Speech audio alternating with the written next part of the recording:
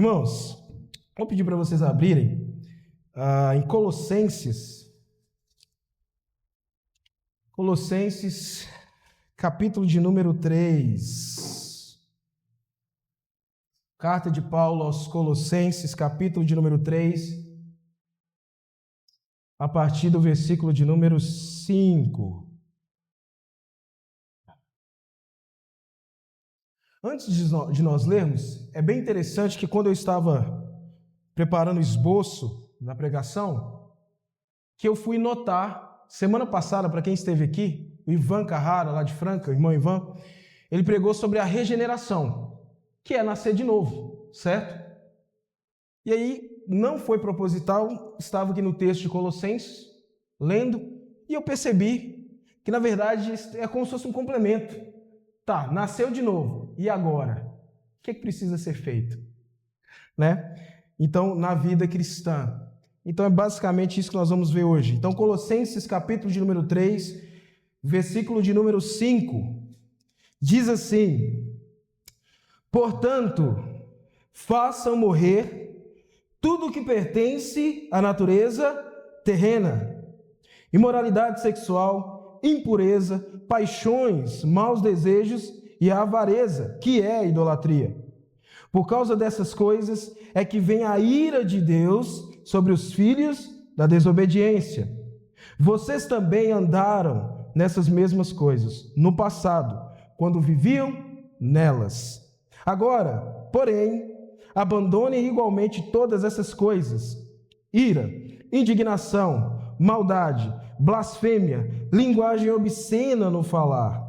Não mintam uns aos outros, uma vez que vocês se despiram da velha natureza com as suas práticas e se revestiram da nova natureza, que se renova para o pleno conhecimento, segundo a imagem daquele que a criou. Aqui não pode haver mais grego e judeu, circuncisão e incircuncisão, bárbaro, cita, escravo, livre, mas Cristo é tudo e está em todos. Vamos orar?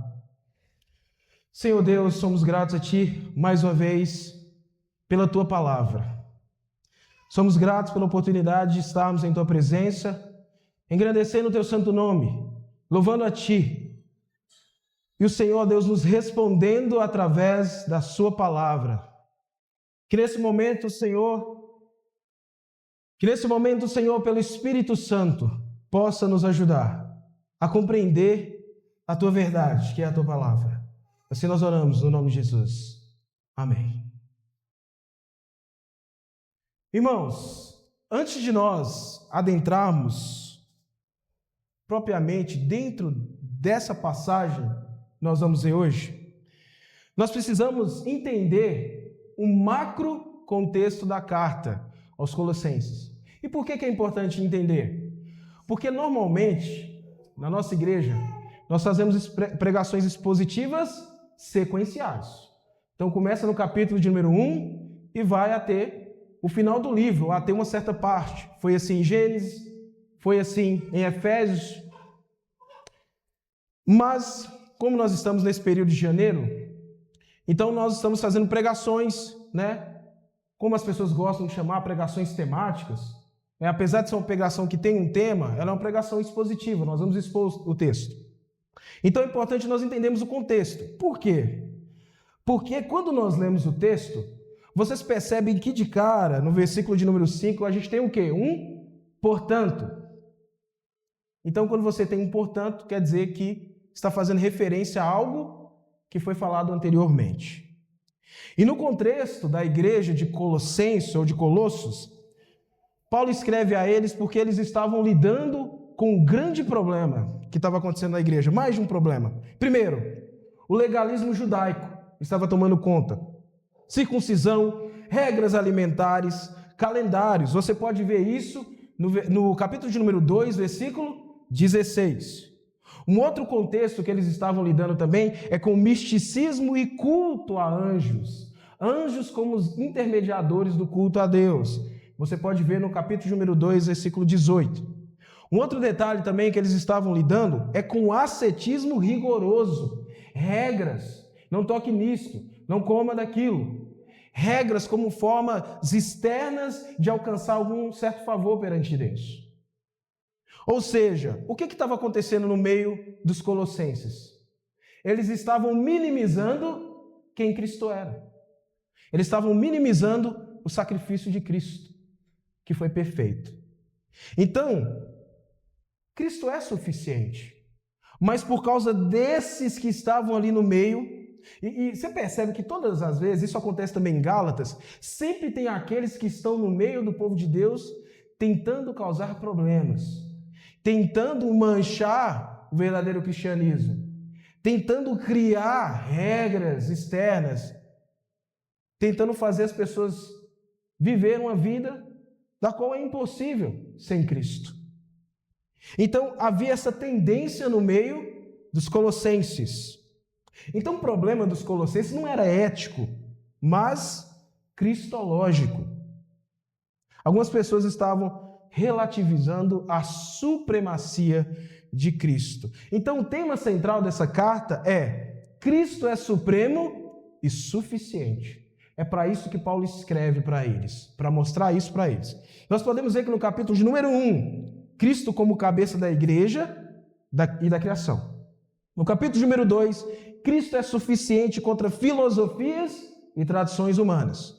No capítulo 3 e 4, as implicações práticas dessa supremacia de Cristo na vida dos cristãos. Se Cristo é supremo, quais são as implicações práticas que isso tem para nós? Essa é o que nós iremos ver. E quando nós olhamos para esse contexto, o contexto anterior, e vocês veem aí no capítulo de número 2, a partir do versículo 20, veja só: se vocês morreram com Cristo para os rudimentos do mundo, por que se sujeitam a regras como se ainda vivessem no mundo? Isso é uma pergunta retórica de Paulo, para um mestre em fazer isso. Então, o que acontece? No início do capítulo de número 3, o que vai aparecer? Portanto, se vocês morreram com Cristo para os rudimentos desse mundo, portanto, e Paulo vai começar a dizer quais são as implicações práticas de morrer para o mundo e agora uma nova vida em Cristo. E ele vai dizer: se vocês foram ressuscitados juntamente com Cristo, busquem as coisas lá do alto, onde Cristo vive, assentado à direita de Deus. Pensem nas coisas lá do alto e não nas que são aqui da terra, porque vocês morreram e a vida de vocês está oculta juntamente com Cristo em Deus. Quando Cristo, que é a vida de vocês, se manifestar, então vocês também serão manifestados com Ele em glória. Então, o que nós vemos aqui anteriormente? Qual que é o contexto anterior? Se nós morremos para Cristo, nós morremos para os rudimentos do mundo. Então, agora nós estamos numa nova vida. Nós estamos em Cristo. Então, nós devemos viver de acordo com essa nova vida. É exatamente disso que Paulo está falando. Vivam de acordo com a nova vida que vocês estão. As coisas velhas já se passaram. Eis que tudo se fez novo. Então, hoje nós vamos falar das implicações práticas. Como devemos viver? Quais são as implicações práticas dessa nova vida em Cristo? O que nós devemos deixar? É exatamente disso que nós iremos fazer. Irmãos, imagine só um trabalhador que trabalhava numa mina de carvão, e obviamente, talvez, não sei se alguém aqui já trabalhou em mina de carvão, eu não sei nem o que é isso, nunca passei perto. Não tem idade suficiente para essas coisas, né? São mais jovens aí. Talvez os irmãos mais antigos, não sei, né? Se isso faz parte da nossa região aqui. Mas nós vemos vídeos, nós vemos cenas, né? E o que acontece? Quando você está trabalhando na mina de carvão e você termina o seu expediente, a sua roupa fica praticamente podre. Imagina você, trabalhador de mina de carvão, ali nos anos 70, 60, não sei, até antes. Chegando em casa, esposa com a casa limpinha. Você não vai entrar lá, porque vai dar problema. Vai correr risco de apanhar se entrar lá dentro, com a roupa toda suja.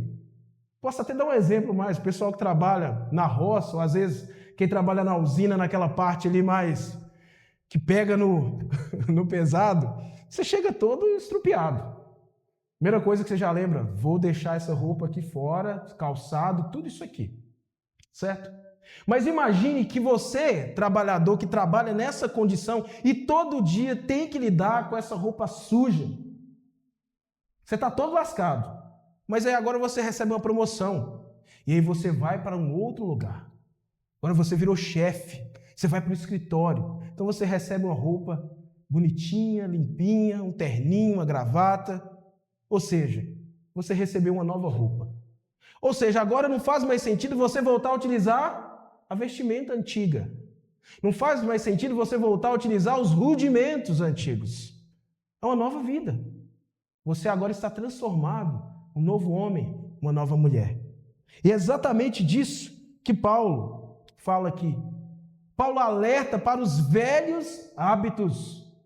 E não pense que se você é regenerado, você não vai lidar com esses velhos hábitos. Até porque o processo de regeneração, ele não te santifica por completo naquele instante. Na regeneração, você é salvo.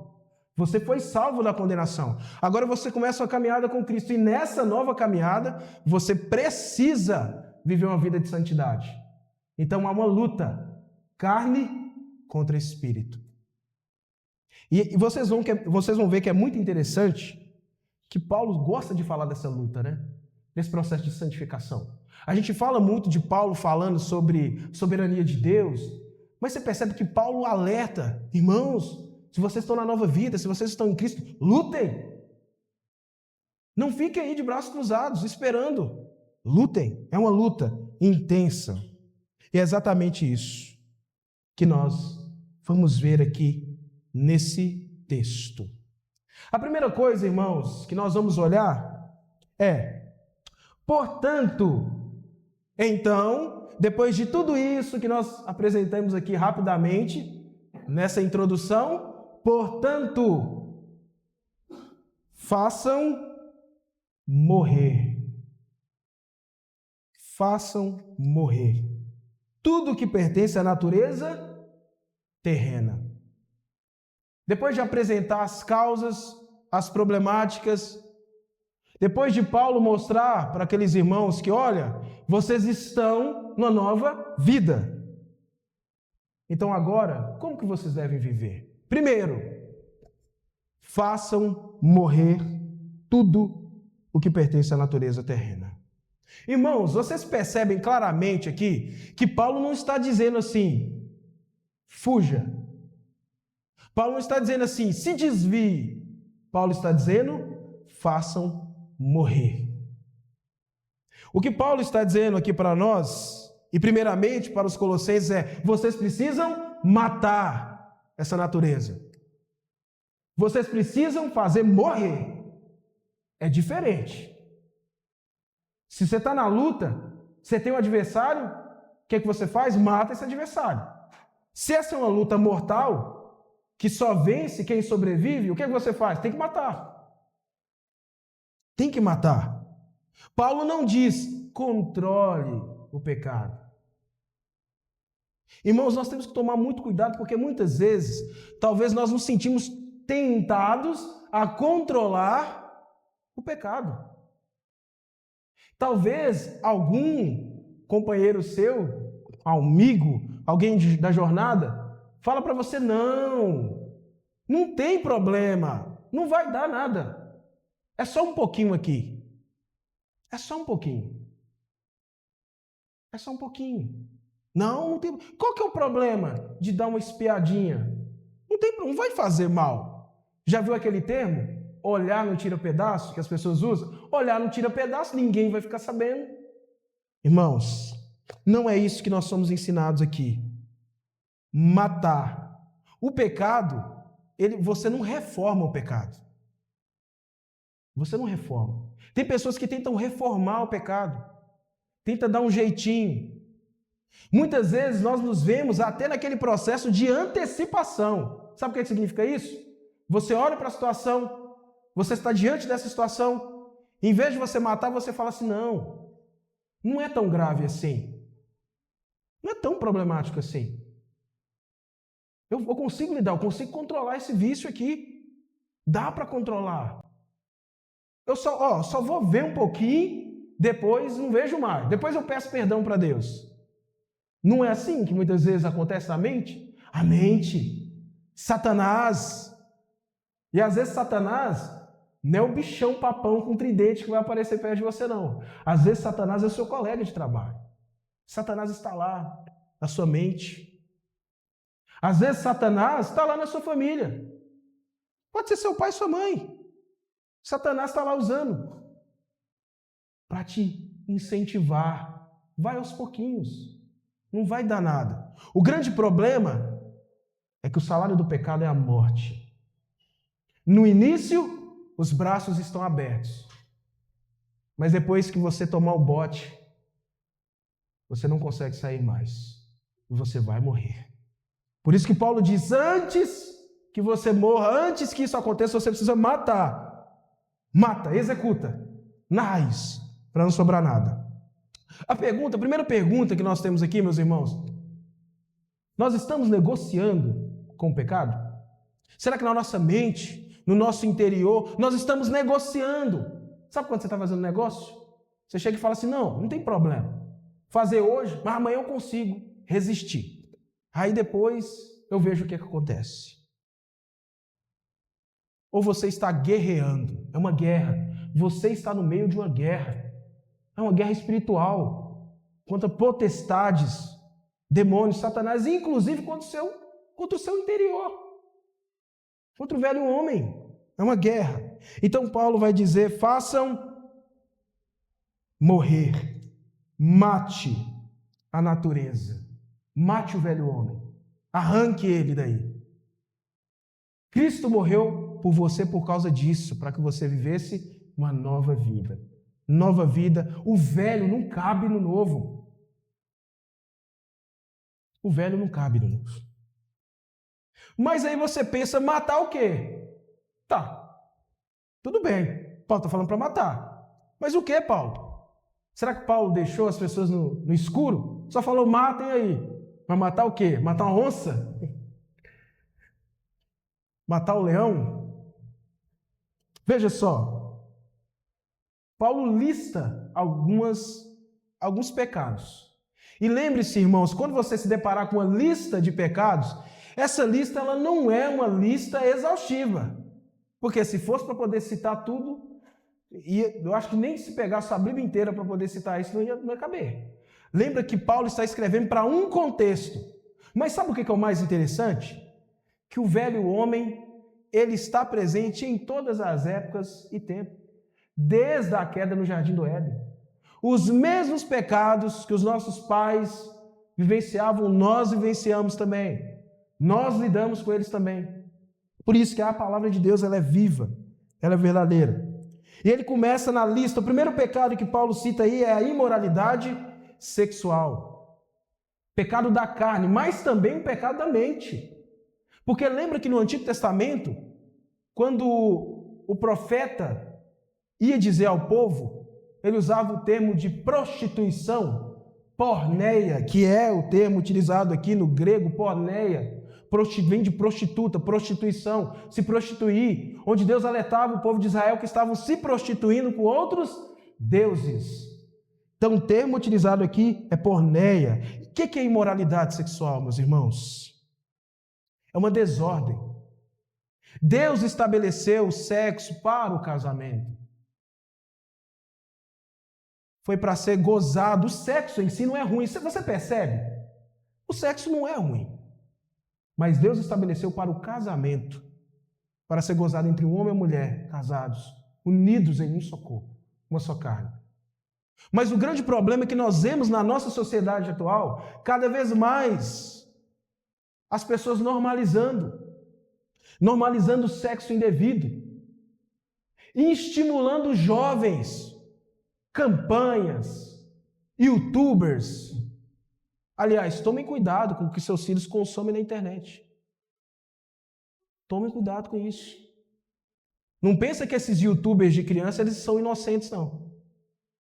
Tem um youtuber muito famoso, bem conhecido de você, chamado Felipe Neto, bem provável, todo mundo sabe. É impossível você não saber quem que é.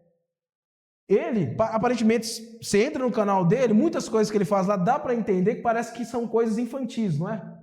Mas, veja só, tem coisas enfiadas ali no meio daquelas brincadeiras que estão adentrando a mente das crianças, dos jovens, não digo mais, no caso dele, mais das crianças, né?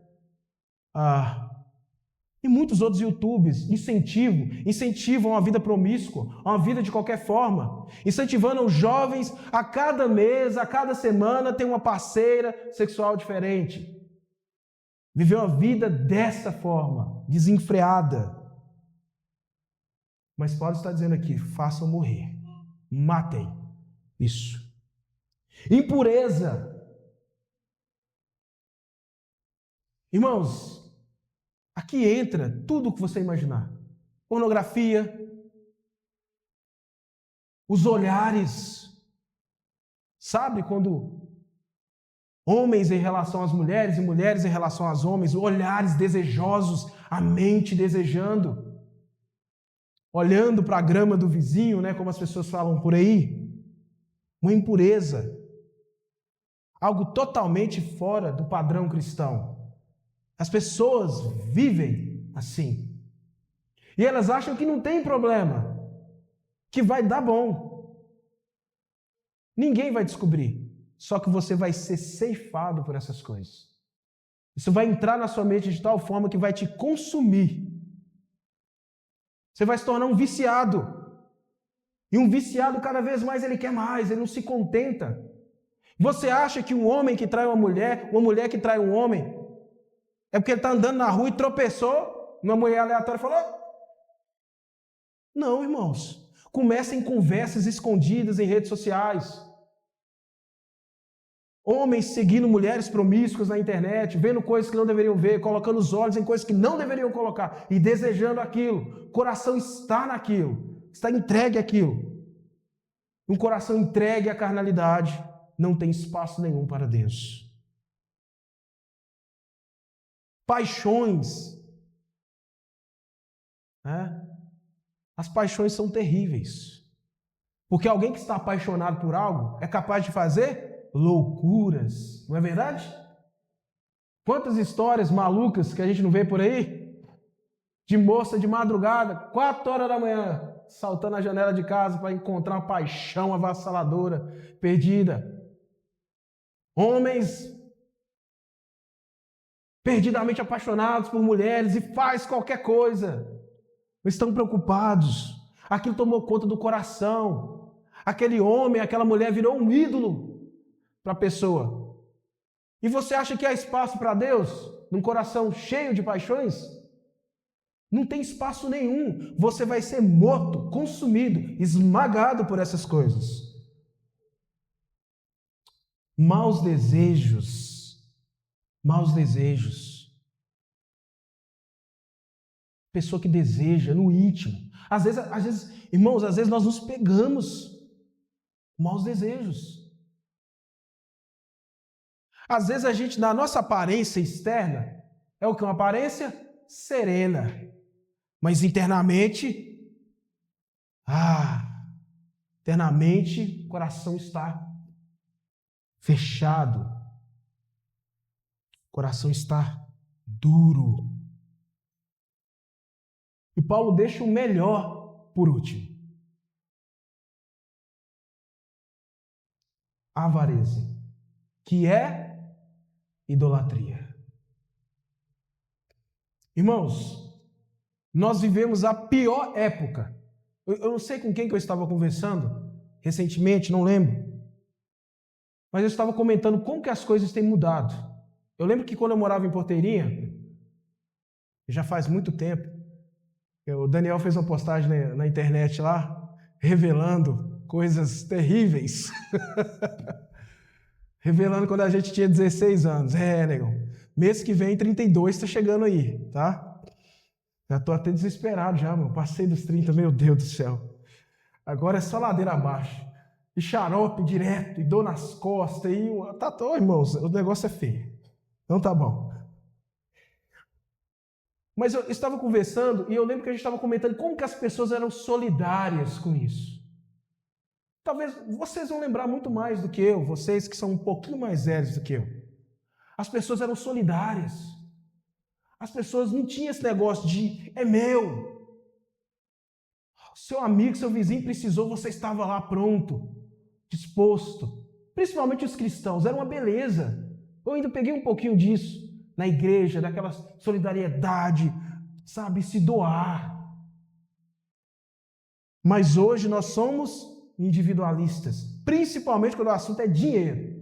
Tocou nesse assunto no meu, está guardadinho na caixinha do Nubank. Ninguém põe a mão. Está lá rendendo 105% do CDI no Mercado Pago. Vou ficar rico. Deixa só. Aí do dia para a noite acontece igual com aquele Banco Master, né? Quebra e nego perde dinheiro e vai chorar nas redes sociais. Depois. O pessoal que guarda o dinheiro dentro do cofre não tem problema com isso, né?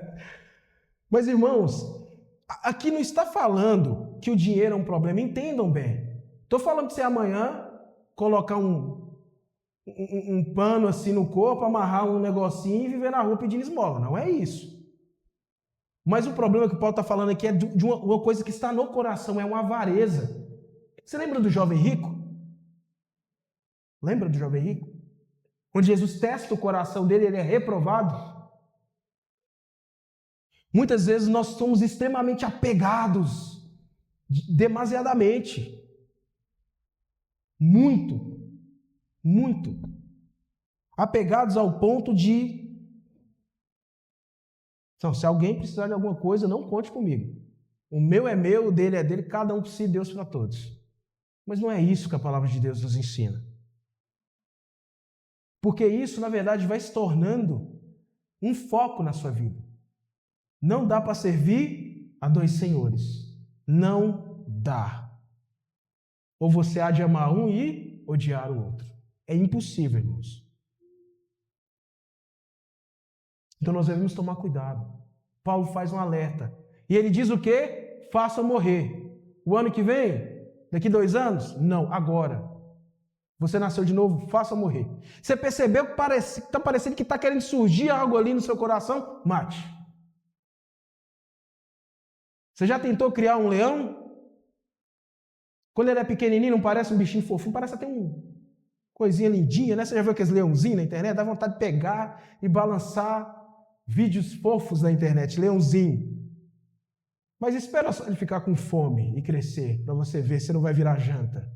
Com o pecado é assim, ele começa pequenininho. No início parece que ele não afeta tanto você, mas depois ele vai te matar. Você vai ser morto. E por que nós devemos, irmãos, por que nós devemos tomar cuidado com essas coisas e matar essas coisas? Por causa dessas coisas é que vem a ira de Deus sobre os filhos da desobediência. Irmãos, o pecado não é apenas uma imprudência, é uma rebelião contra Deus. O pecado é rebelião. Se nós vivemos no pecado, nós estamos em rebelião contra Deus. Um Deus que é santo e é justo. Esse Deus é amoroso. Enviou seu Filho na cruz para nos salvar dos nossos pecados. Mas Ele é justo e Ele é santo. E Ele odeia o pecado. E a ira de Deus vem sobre os filhos da desobediência. Quem são os filhos da desobediência? Você outrora era um filho da desobediência. Espero que não seja mais. Você outrora era um. Por quê? Porque você andava em todas essas coisas sem temor nenhum a Deus, sem preocupação nenhuma. Para você fazer essas coisas aqui é normal, igual é para as pessoas aí fora. Você não percebeu que é normal? É normal para essas pessoas. Elas não se importam. Elas estão na internet se esbaldando, fazendo tudo isso.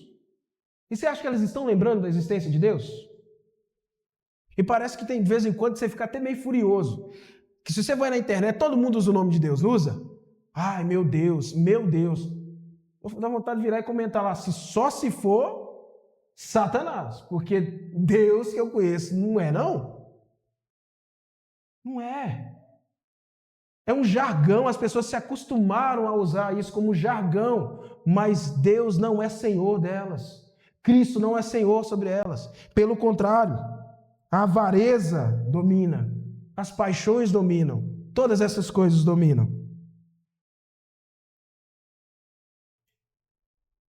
Irmãos, esse era o nosso passado, meus irmãos. Não é mais a nossa realidade, nem pode ser. Não estou falando para você que você se tornou impecável, não é isso que Paulo está dizendo. Paulo está dizendo, façam morrer. Então o que Paulo está dizendo é que essas coisas vão surgir. Se surgir, façam morrer. É um processo. Você vai viver a sua vida inteira nesse processo até o dia da sua morte. Ou até Cristo vir buscar você. Então não fique muito autoconfiante. Eu lembro de uma pregação do pastor Hernandes, onde ele fala sobre isso. A gente tem que tomar cuidado, porque às vezes a gente é um cristão pensa ter uma fé muito robusta, a gente pode cair nessas coisas. Então por isso que a Bíblia manda vigiar, orar, vigilância constante, matar o pecado, arrancar. Se o seu olho faz, arranca, mata, tira fora. Vocês andaram nessas mesmas coisas no passado, quando viviam nelas. Agora, porém, abandonem igualmente todas essas coisas. E ele começa com outra lista. Mas fica tranquilo, não vou expor essa lista um a um, não. Senão a gente não vai sair daqui. Mas sabe o que ele está dizendo aqui? Veja só. Tem um outro termo utilizado, despojai-vos, ou seja, tirar uma roupa suja. Se você foi revestido do sangue de Cristo, uma roupa nova, limpa, você não pode mais. Se você tomou um banho regenerador, você não pode mais voltar igual um porco volta para a lama. Lá não é mais seu lugar. Se você era um mendigo, e agora você pode se assentar na mesa do rei, você não pode se envolver mais com essas ninharias, essas mesquinharias. Acabou. Se você foi regenerado, meu irmão, você está sentado à mesa do rei. Na mesa dos salvos. Deus tem coisas muito melhores, é por isso que Paulo vai falar, olha, concentre-se nas coisas do alto. Não fique apegado nessas coisas. As coisas terrenas são coisas que nós utilizamos, irmãos. São utensílios. Nosso carro, o dinheiro são utilizados para a nossa sobrevivência aqui nesse mundo. Nós precisamos. Mas não fica muito apegado, não. Sabe aquela pessoa que fica apegado?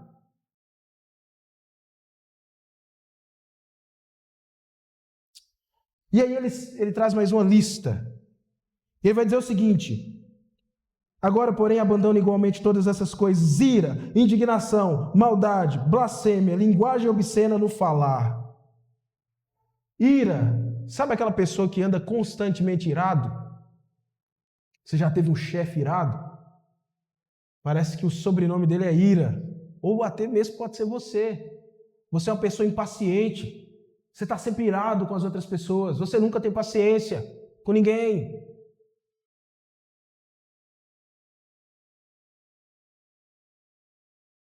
Indignação, maldade. Olha só o que Paulo está citando, maldade. Irmãos, um cristão que foi salvo, ele é manso e humilde.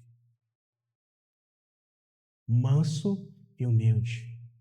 Eu conheço vários pastores aí que eles não tinham nem condição de ser pastores. Conheci alguns. Irados. Tratavam os cristãos como se fosse, vou usar esse termo aqui, mas como se fosse lixo, as pessoas da igreja. Irmãos, a exortação ela tem que ser amorosa.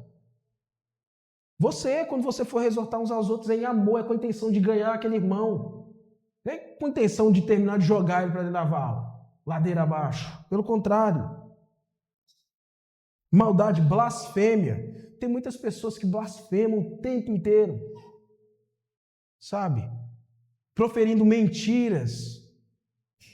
Olha, Buritizar é uma cidade terrível para isso. Cada canto você vai, a pessoa chega assim, você viu o que aconteceu com fulano? Nossa! Aí você olha e fala assim, rapaz, mas tanta coisa para poder dizer, mas essa pessoa está preocupada. E você não sabe nem por que ela está te falando isso. Você não tem nada a ver com o assunto. Você fica sem entender. Fala, mas que isso? E se você for na onda, você se pega da mesma forma. Sabe aquela fofoquinha? Ei, isso é um problema, hein?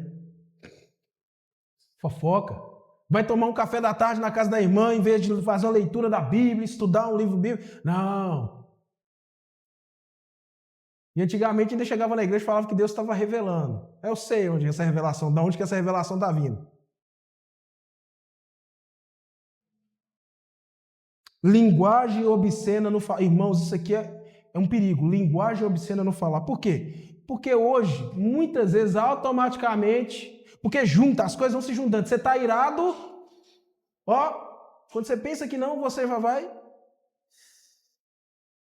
Tem que zelar o coração. É por isso que a gente tem que ser manso. Porque a pessoa mansa, ela pensa antes de fazer. Ela calcula o risco. Ela é alguém que foi transformado, então ela trabalha de maneira mansa, com calma. Ela avalia. Um cristão deve avaliar as situações. Não deve agir por impulso. A impulsividade é um problema. Que às vezes você fazendo alguma coisa não tem como voltar atrás depois. E as palavras, irmãos, elas causam um estrago. A mentira, a blasfêmia, ela pode causar um estrago na vida de alguém.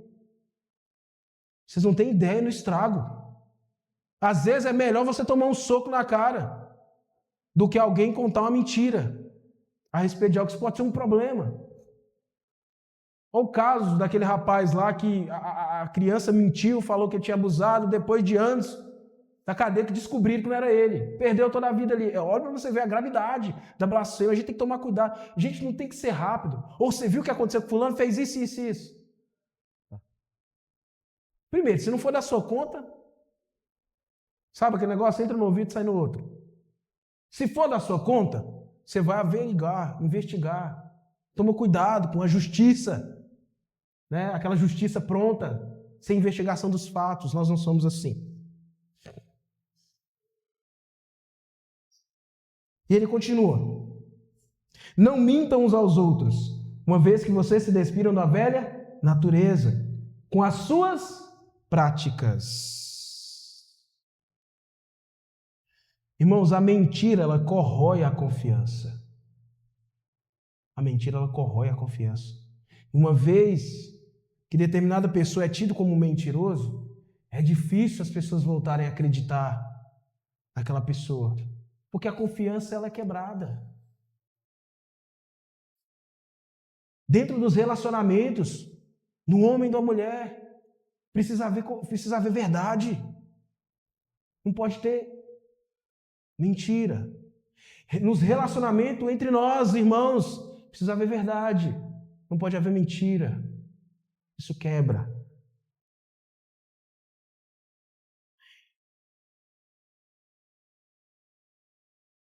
E você sabe por que Paulo está falando isso? Tem um contexto. Aparentemente, esse era um problema ali, da igreja em Colossos. E ele trata de questões aqui, irmãos, que são relacionadas com a nossa identidade e como nós tratamos o próximo, uns aos outros. Você percebeu isso? Os primeiros problemas lá são relacionados a nós.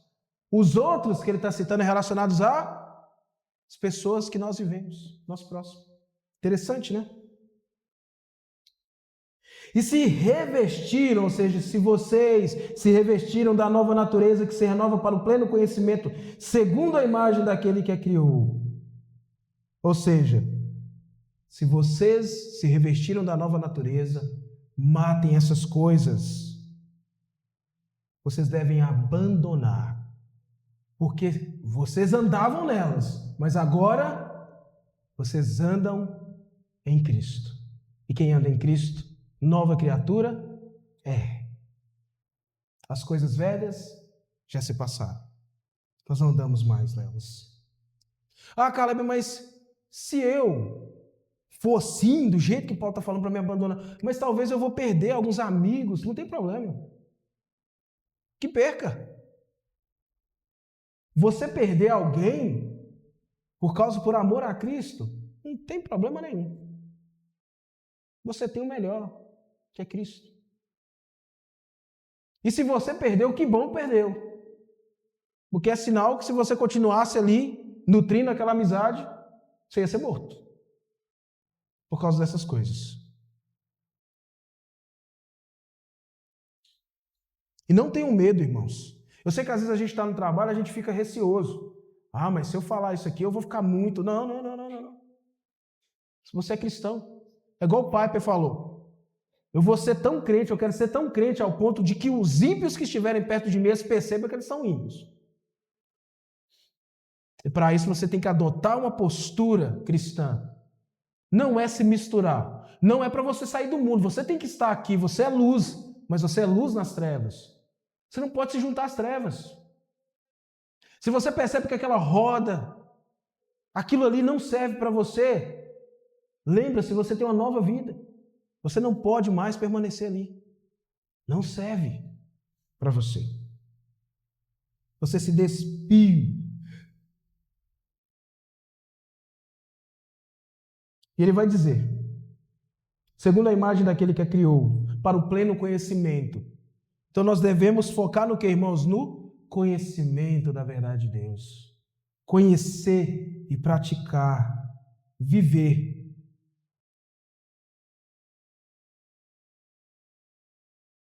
Nós não somos mais definidos pelo nosso passado. Existe um antes de Cristo e depois de Cristo. Antes de Cristo era a velha natureza, agora é uma nova natureza. Santificação é um processo contínuo, meus irmãos. Leva a vida inteira. É luta. É luta. E por fim, o que Paulo vai terminar dizendo? Aqui não pode haver mais grego e judeu, circuncisão e incircuncisão, bárbaro, cita, escravo, livre, mas Cristo é tudo e está em todos. A nova humanidade em Cristo derruba divisões. No mundo tem divisões. Tem ou não tem? Não tem as divisões? Rico só anda com quem? O rico. Já viu o rico andando com o pobre? Não. Só está naquele meiuca. Aí tem os justiceiros sociais da favela, eu sou favela, que ninguém entra, olha a nossa cultura, se apartam desse alto escalão. Aí tem preto, branco. Mas o que Paulo está dizendo é o seguinte, agora no meio de vocês aí, gente, povo convertido, de nova humanidade, não pode haver divisão. Na igreja, todos estão juntos, em um só corpo, em Cristo. O rico senta na mesma mesa do pobre. O preto senta na mesma mesa do branco. Não tem divisão. Não tem divisão. Homens e mulheres, todos sentados ali. Não pode haver divisão na igreja, não pode haver grupinhos, partidos. Esse é o partido dos intelectuais, esse é o partido dos mais brutões. Esse aqui é o partido, né, do fulano de tal, das irmãs mais chiques, né? As irmãs mais esteticamente, vamos dizer assim. Não, aquela irmã ali é muito simplesinha. Vou nem chegar muito perto dela não, porque eu sou uma pessoa de alto valor. Irmãos, essas barreiras caem quando Cristo entra na história. Todo mundo senta na mesma mesa. Por isso que Paulo está dizendo o seguinte, Cristo é tudo para vocês.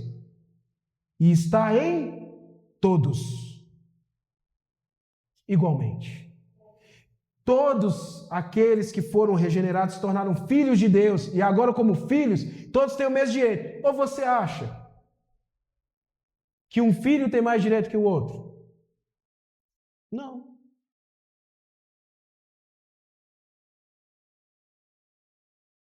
Nem deve ter.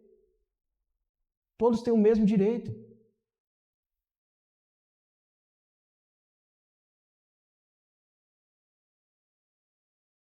A nova identidade, irmãos, ela derruba qualquer individualidade. É por isso que nós falamos igreja. Igreja é coletivo. É coletivo, coletividade. Derruba essas barreiras, esse individualismo que nos cegam e nos levam para a perdição. A igreja deve ser o lugar onde preconceitos caem, barreiras, paredes. E lembre-se, irmãos, veja só uma diferença. Unidade não é uniformidade. O que é uniformidade? Todo mundo igual. Igual lá na escola. Todo mundo com o mesmo uniforme. Aí você já vê logo dois pretinhos e dá até problema, dá até confusão na identidade, né? Foi ele, não foi ele, não. Todo mundo vestido igual. Ou seja, a diversidade de cores. E é interessante como que Deus é maravilhoso. Quanta diversidade. Eu olhando para vocês aqui, é impressionante. Tem vários tons de branco, tem vários tons mais escurinhos, mas ninguém é igual. Mas todos filhos de Deus. Amém? Então, irmãos, o que nós aprendemos para nós encerrarmos? Primeiro, nós devemos matar o pecado, porque nós já morremos com Cristo. E um dia Ele virá para nos buscar. E aí nós seremos totalmente transformados, livres de qualquer embaraço. Nós devemos nos despojar. Sabe o velho homem? Morreu. Foi sepultado. Não volta para essa velha vida. Não tenta experimentar nem um pouquinho. Esse pouquinho vai te arrebentar. O pecado, se você não matá-lo, ele vai te matar. Nós devemos nos revestir do novo homem. Santificação.